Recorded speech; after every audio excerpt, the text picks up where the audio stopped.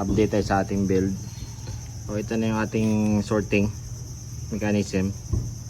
Yung mga bato na yan, kunyari mais yan siya.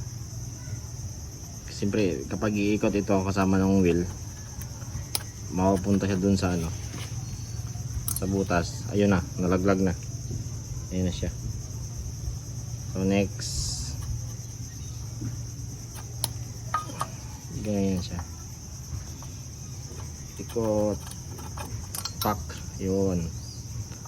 Bali doon siya napupunta sa butas. Tapos sa likod niya may parang daanan yan siya ito. Papunta naman doon. Papunta dyan, papasok dyan sa ating wheel. Ayan, dyan siya mapupunta. Sasama siya dyan. Pak. Tapos next, pak, yun. Lumulusot siya sa butas na yan. May butas kasi yan dyan, yan. Yan yung butas na yan. Yan yung pinaka-guide niya. Papunta doon. Papunta dyan. Pasok dyan. Napakasimple lang ang kanyang concept. Yan lang ang kanyang concept. So ito naman, may mga butas, 6. Naka-timing sa 6 din doon. Tapos may ano siya, parang ano, parang may patungan siya. So dyan pumapatong yung corn. Papunta dyan. Ayan, bali yan ang latag niya. So ito yung sorting.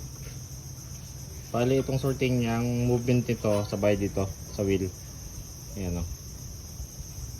Kaya yung mga butas ito naka-timing din sa mga arm niya. Ayan.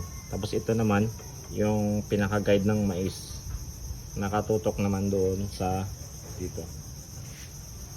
So yan siya.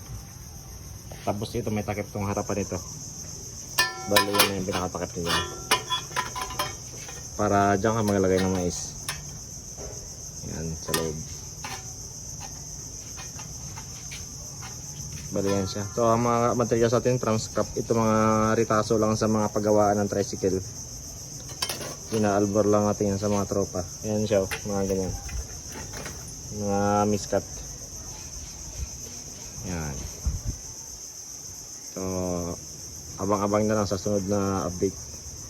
Itong pala ang dulo niya, nag-open to siya. Ayan siya. May spring. May mechanism din to para mapabukas siya ng ganun. Para pag open niya ng ganyan, naglabas na dito yung ano, corn seed. Ayan. Alright.